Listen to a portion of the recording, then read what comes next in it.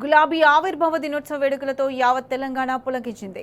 BRS working president KTR పిలుపు మేరకు గ్రామాన గులాబీ జెండా సగర్వంగా రెపరెపలాడింది. బీఆర్ఎస్ శ్రేణులంతా ఊరూరా పార్టీ ఆవిర్భావ దినోత్సవ వేడుకల్లో పాల్గొన్నారు.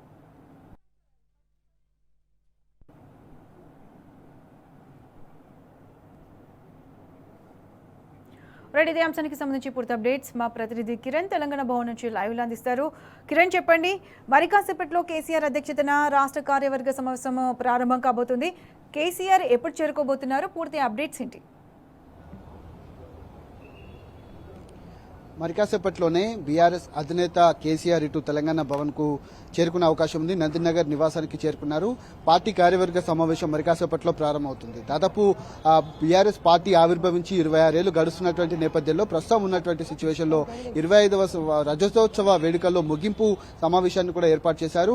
ముఖ్యంగా పార్టీకి సంబంధించినటువంటి సభ్యత్వ నమోదు కార్యక్రమం కావచ్చు, పార్టీ భవిష్యత్ కార్యాచరణ అంశాలన్నింటినీ కూడా బీఆర్ఎస్ అధినేత కేసీఆర్ కూడా తెలంగాణ భవన్ లో పార్టీ ముఖ్య నేతలందరికీ కూడా దిశానిర్దేశం చేయబోతా ఉన్నారు. దానికి సంబంధించినటువంటి అంశాల్లో కూడా చాలా మంది పార్టీ నేతలంతా కూడా దాదాపు 305 మంది సభ్యులకు ఇప్పటికే పార్టీ కార్యవర్గ సభ్యులు కావచ్చు, మాజీ ఎమ్మెల్యేలు, ఎమ్మెల్సీలు, ఎంపీలు, జిల్లా పరిషత్ చైర్మన్లు, జిల్లా అధ్యక్షులకు వాళ్ళందరికీ కూడా ఆహ్వానాలు అందాయి. చాలా లిమిటెడ్ గా ఉన్నటువంటి వాళ్ళందరినీ మాత్రమే ప్రస్తుతం పార్టీకి సంబంధించినటువంటి కీలక సభ్యులను, కీలక నేతలను మాత్రమే ఇందుకు ఆహ్వానించారు. దాదాపు 305 మంది ఈ సమావేశంలో హాజరు కాబోతున్నారు. ప్రధానంగా కేసీఆర్ ను చూసేందుకు చాలా మంది కార్యకర్తలు కావచ్చు, అభిమానులు కావచ్చు, శ్రేణులు కూడా చేరుకుంటున్నటువంటి పరిస్థితి మనకి ఇక్కడ కనిపిస్తుంది.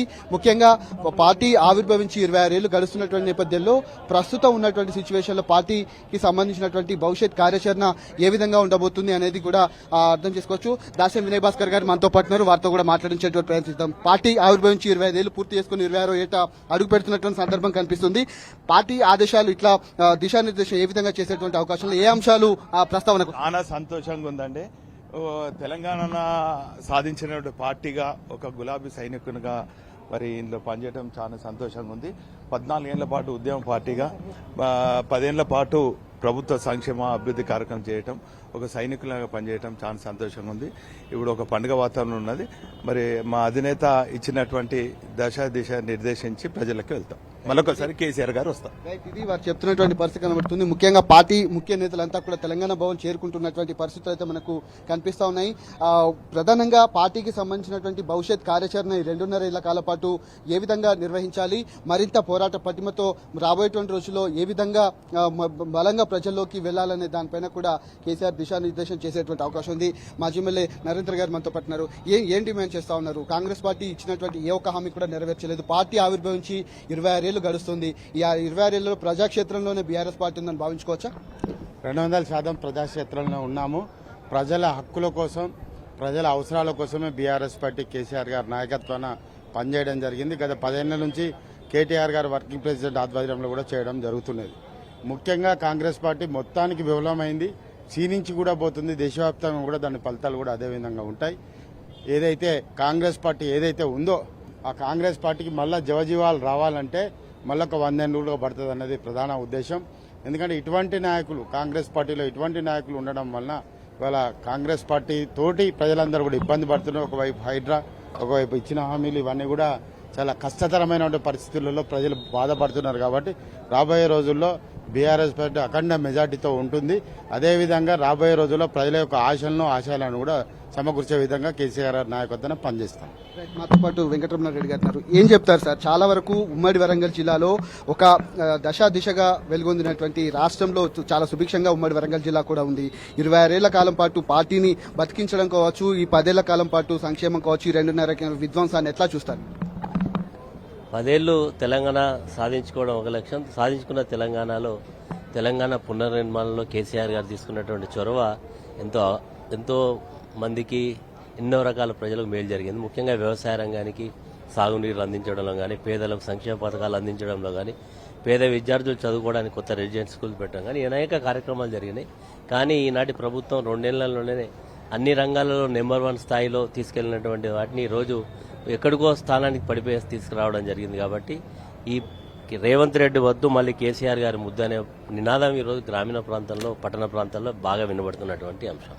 కేసీఆర్ గారి పేరును కావచ్చు, కేసీఆర్ అభివృద్ధిని కావచ్చు ప్రజల నుంచి చెరిపేయడం అంత సాధ్యమవుతుందా? ఎందుకంటే శతవిధాలా ప్రయత్నిస్తుంది కాంగ్రెస్ పార్టీ. కేసీఆర్ పేరును తీసివేయడం కావచ్చు, నామరూపాలు లేకుండా చేస్తాము, తన ఆనవాళ్ళు ఎక్కడా కనిపించకుండా చేస్తామని కూడా చెప్తున్నారు. కానీ ఇప్పటికీ బలంగా కేసీఆర్ ప్రజల్లో ఉన్నవారని భావించచ్చా? ఖచ్చితంగా కేసీఆర్ గారి పేరును ఎవరు తీసేసే పేరు కాదు. కేసీఆర్ గారి అంటే ఒక చరిత్ర. కేసీఆర్ గారి నాయకత్వంలో ఆ రోజు తెలంగాణ సాధించుకోవడం కానీ, ఈరోజు సాధించుకున్న తెలంగాణ మరి పునర్నిర్మాణంలో కానీ కేసీఆర్ గారు మార్కు ఉంటుంది. ఈరోజు ఇంటింటికి నీళ్లు వచ్చినా, ఈరోజు గ్రామీణ ప్రాంతంలో వ్యవసాయంగా నీళ్లు వచ్చినా, రైతులకు రైతు బంధు వచ్చినా, పేదవాడికి వృద్ధాప్య పెన్షన్ వచ్చి ఇవన్నీ కేసీఆర్ గారి మార్కు. దీన్ని ఎవరు చేయడానికి ఎవరితోటి సాధ్యం కాదు. మేడం మీరేం చెప్తారు మేడం? ఎందుకంటే మీరు వరంగల్ జెడ్పీ చైర్మన్ గా కూడా ఉన్నారు. చాలా వరకు ఎన్నో శక్తులు అడ్డుపడ్డాయి. బీఆర్ఎస్ పార్టీ గెలవకుండా కొన్ని కుట్రలు కూడా చేసినటువంటి పరిస్థితి అయినప్పటికీ ప్రజల నుంచి పెద్ద ఎత్తున ఆదరణ లభించింది. మీరు అక్కడ గెలుపొందినటువంటి అవకాశాలు కనిపిస్తున్నాయి. 10 ఏళ్ల నుంచి తర్వాత ఎట్లా ఉంది, ఇప్పుడు ఎట్లా ఉంది? ఈరోజు 2.5 సంవత్సరాల కాలంలో కేసీఆర్ గారు ఉన్నప్పుడు ఉన్నటువంటి అభివృద్ధి సంక్షేమ కార్యక్రమాలు ఇప్పటికీ అవే కనిపిస్తున్నాయి కానీ కొత్తగా ఏమీ కనిపించట్లేదు. మళ్లీ కేసీఆర్ గారు రావాలి, ఈ రేవంత్ రెడ్డి పాలన వద్దు అని చెప్తా ఉన్నారు. ఇవాళ కేసీఆర్ గారు అంటేనే తెలంగాణ, తెలంగాణ అంటేనే కేసీఆర్ గారు. మరి కేసీఆర్ గారు మనసుతోని ఒక మంచి సంకల్పంతో చేసినటువంటి నాయకుడు కేసీఆర్ గారు. సో అట్లాంటి అభివృద్ధి అప్పుడు మనసు పెట్టి చేసిండ్రు కాబట్టి అట్లాంటి మంచి కార్యక్రమాలు జరిగినాయి.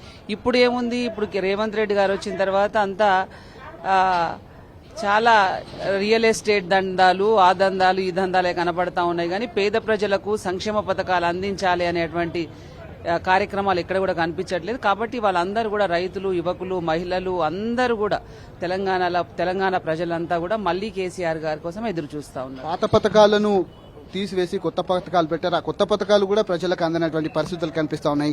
అసలు జిల్లాలో పరిస్థితి ఎట్లా ఉంది, ఏమనుకుంటున్నారు కేసీఆర్ గారు? ఇవాళ వాళ్ళు తీసేయడమే కానీ పెట్టే పరిస్థితి ఎక్కడ కూడా కనపడతలేదు. ఇవాళ అంతా కూడా మార్పు అన్నారు. ఏం మార్పు చేస్తా ఉన్నారంటే మరి కేసీఆర్ గారు ఉన్నప్పుడు ఇచ్చినటువంటి వాటి అన్నిటిని కూడా మార్పు చేసి మళ్ళీ కొత్తగా మేము ఏదో చేస్తామన్నారు. కానీ ఏమీ చేయట్లేదు.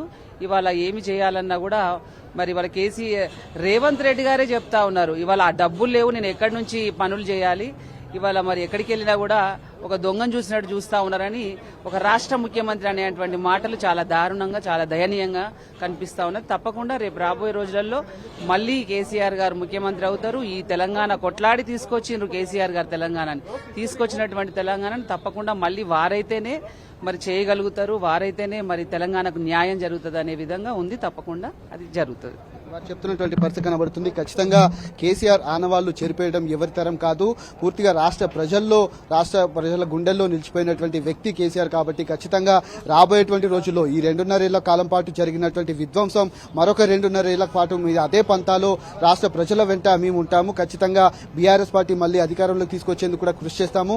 రాబోయేటువంటి రోజుల్లో కూడా అదే పంతాలో మేము పోరాట ప్రతిభను అమలు చేస్తూ పూర్తిగా రాష్ట్ర ప్రజలకు అండగా ఉంటాము. ఖచ్చితంగా ఏదైతే పార్టీ అధినేత కేసీఆర్ ఇచ్చేటువంటి సందేశాన్ని ఖచ్చితంగా మేము తూచా తప్పకుండా పాటిస్తాము. తాను ఏం చెప్తారు, అసలు ఈ 2.5 ఏళ్ల కాలం పాటు జరిగినటువంటి పాలనా వైఫల్యం కావచ్చు, 10 ఏళ్ల అభివృద్ధి కావచ్చు, రాబోయేటువంటి రోజుల్లో ఏ విధంగా ఏదైతే ప్రజల వద్దకు వెళ్లే విధంగా అక్కడ ఉన్నటువంటి కార్యక్రమాలు కావచ్చు, రాష్ట్ర ప్రభుత్వం పైన తీవ్రంగా ఒత్తిడి వస్తుంది, వాటన్నిటిపైన ప్రతిపక్ష పార్టీగా ఏ విధంగా ముందుకెళ్లాలనే దానిపైన కూడా మేము ఆ దిశానిర్దేశం చేసిన దాన్ని ఖచ్చితంగా పాటిస్తామంటూ కూడా చెప్తున్నారు. మరి కాసేపట్లో బీఆర్ఎస్ అధినేత కేసీఆర్ తెలంగాణ భవన్ కు చేరుకున్న వెంటనే తెలంగాణ తల్లి విగ్రహానికి పూలమాలలు వేసి నివాళులర్పించిన తర్వాత అక్కడ సంతకం చేసి లోపల ఏదైతే మీటింగ్ హాల్లోకి పార్టీ నేతలంతా కూడా చేరుకున్నారు. అక్కడికి వెళ్లి అక్కడ ఉన్నటువంటి కార్యక్రమాన్ని కూడా ఆ పార్టీకి సంబంధించినటువంటి నేతల సమావేశంలో కూడా పాల్గొంటారు.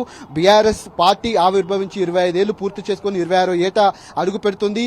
25 సంవత్సరాల రజతోత్సవ వేడుకలు ఘనంగా ఈరోజు ముగిసేటువంటి అవకాశం అయితే మనకు ఖచ్చితంగా కనిపిస్తుంది. గత ఏడాది ఇదే రోజున ఎల్కతుర్తిలో భారీ బహిరంగ సభను ఏర్పాటు చేసి 8 లక్షల నుంచి 10 లక్షల మంది పార్టీ శ్రేణులు కావచ్చు, కార్యకర్తలు కావచ్చు, అభిమానులు కావచ్చు హాజరైనటువంటి పరిస్థితి. ఎండను సైతం లెక్క చేయకుండా ఆ కార్యక్రమానికి హాజరయ్యారు. ఎందుకంటే ఈసారి ఎండల తీవ్రత అధిక స్థాయిలో ఉంది, అధిక మొత్తంలో ఉంది. కాబట్టి ఖచ్చితంగా రాబోయేటువంటి రోజుల్లో పార్టీకి సంబంధించినటువంటి కార్యక్రమాన్ని ఎండల తీవ్రత దృష్ట్యా మాత్రమే కొంతమంది లిమిటెడ్ పర్సన్స్ ఎవరైతే ఉన్నారో వాళ్ళని మాత్రమే ఇన్వైట్ చేసినటువంటి పరిస్థితి కనబడుతుంది. ముఖ్యంగా పార్టీ నేతలకు కేసీఆర్ ఎలాంటి దిశానిర్దేశం చేస్తారనేది మాత్రం మనం వేచి చూడాలి. Right Kiran, thanks for the love updates.